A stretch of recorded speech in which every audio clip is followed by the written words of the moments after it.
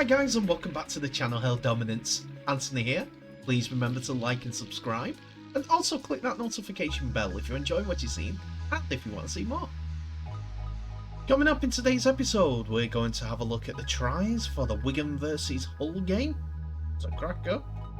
News of an expanded tournament and season for the Betfred Women's Super League North and South.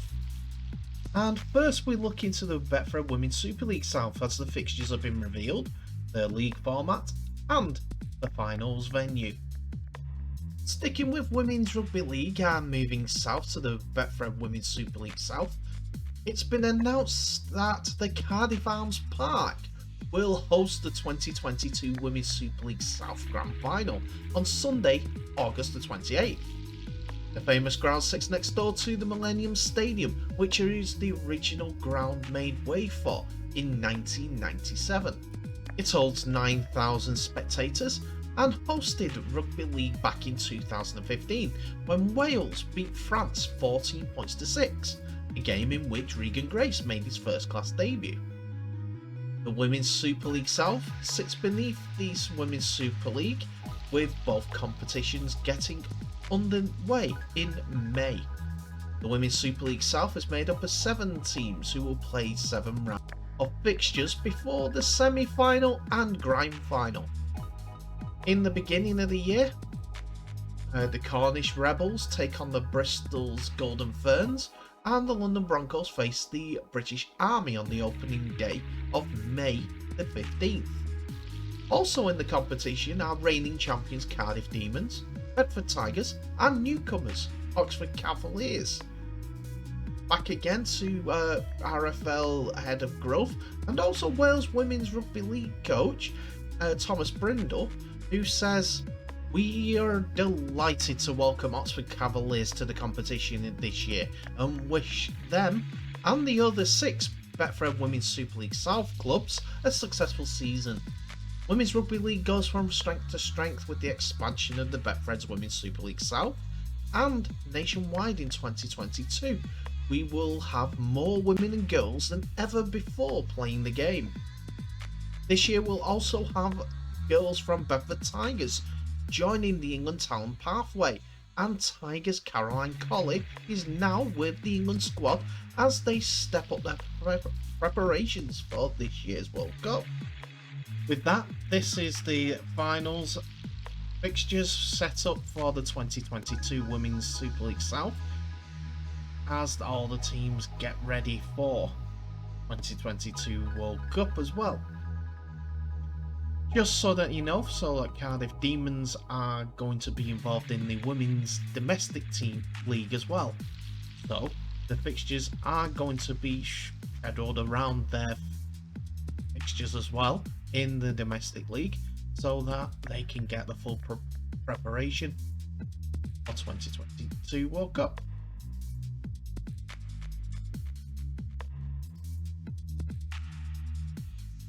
So we're going to have a quick look into the Betfred Women's Super League and one of the events that they have got planned for this year that kicks off on the 1st of May, and that is Women's 9's, as the exciting new tournament in the Rugby League calendar has come to us in this summer.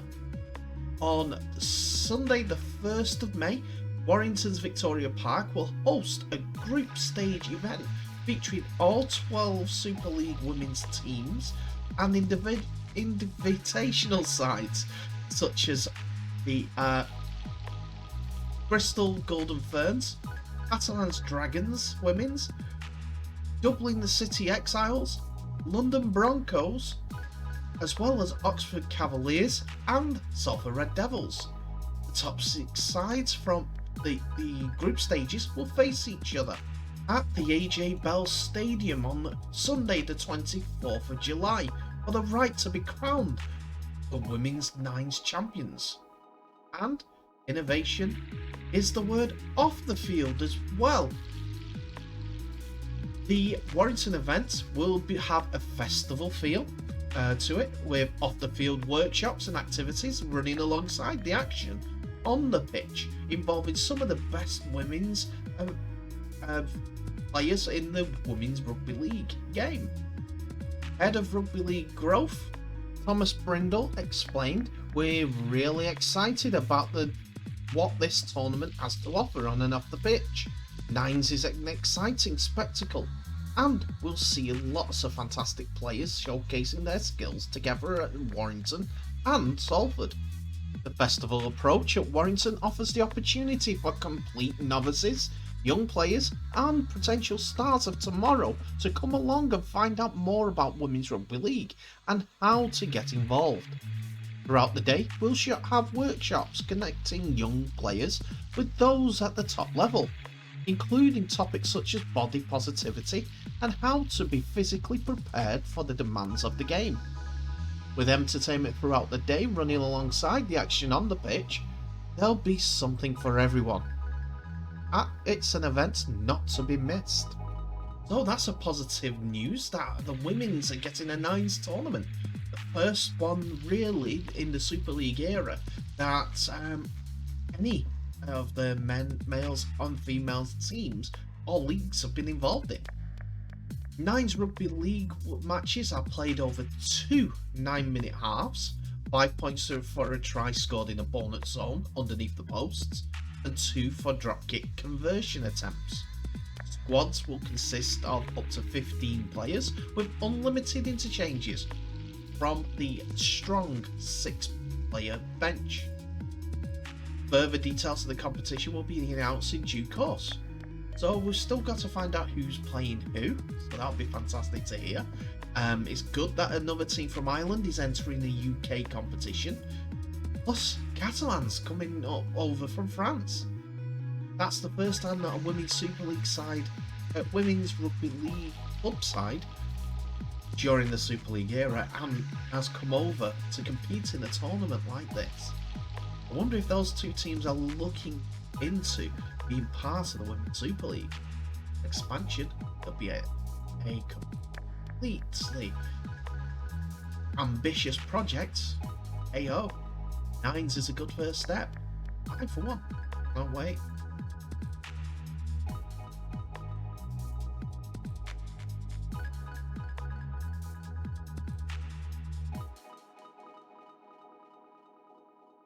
So we'll begin tonight with the highlights between Wigan and Hull as the two teams go against each other on Thursday night at the DW Stadium on the live TV,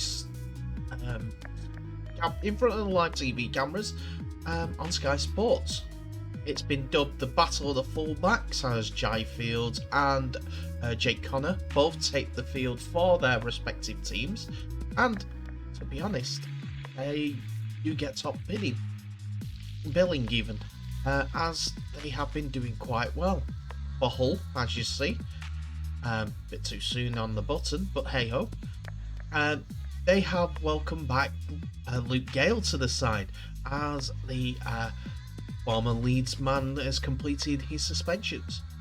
Connor takes his role in the backs. Village Japani, who was the subject of a piece yesterday, is in the centres with Josh Griffin. Darnell McIntosh completes the back row. Joe Lovidua continues in the standoff position with Luke Gale, as Josh Reynolds is not yet fit enough to join the team. He will be available next game.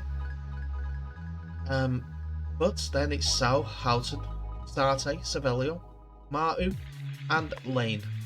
I think Matu was the only change from the last Super League game, as he comes in for Brad Fash.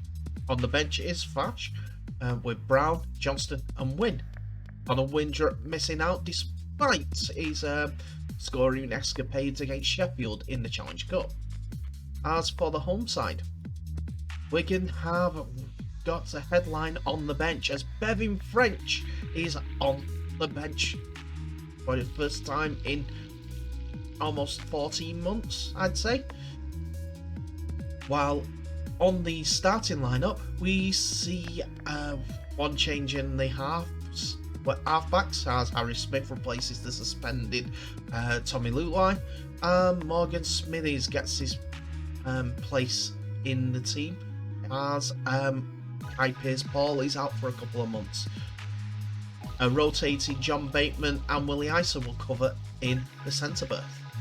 First half kicked off and it was Wigan that got the first points on the board. After the two halves of Wigan got the ball to Jai Field, he went over to score the first points of the game. Field's try wasn't converted, so it was a 4-0 lead to Wigan. After an illegal ball steal by Danny Houghton on Oliver Partington, Zach Hardacre adds the 2 for a 6 points to 0 lead. But it was a half of two halves, to be honest, because it was all Wigan for the first 20 minutes, non-stop action from the Cherry and White to the Warriors, and then Hull settled down and got into their rhythm. Hull are deep in the Wigan's 20, while Gale, Connor, Griffin and Adam Swift found a gap out wide. And after doing a bit of dancing with the referee Rob Hicks, it was given as a try. Gale adds the 2 for a 6-all game. After this, it was Hull in again. After the ball went through the hands to Villajapani, who passed it back inside to Lovadua, who passed in turn to Danny Houghton with a fantastic pass to give Hull the lead at 10 points to 6. Which Luke Gale added the extras to. And that was right on the half-time hooter, so Hull FC went in at half-time, 12 points to 6 ahead. We move into the second half and it's Wigan on the attack. After back-to-back sets of 6 due to penalties, Wigan are in for the first points of the half. From the dummy half, Powell finds Partington, who passes it on to Ethan Havard, who scores his second Super League try in the 2 games that he's played this season. Hardacre adds the 2, and we're all square again at 12 points all. But it doesn't take long for Hull to get back in it after Liggy Cristante scores for Hull FC after a great offload by Joe Lovadua. A fantastic round the back ball, as you saw. Gale adds the 2 and Hull are back 18 points to 12, and they just don't want to go away. They're showing their heart as they're getting better as the season gets on. But star quality comes into it as Wigan equalise. Wigan attack the Hull right edge, and after some powder puff tackling, to be honest, Jai Field steps around 2, finds his way through the gap, and scores his second try in the game, which Hardacre adds the extras to make it 18 all. Still, what a try from explosive Wigan fullback. Call me biased or whatever you like, here's that try again. He goes in between Lovadua and Villajapani and round Jake Connor.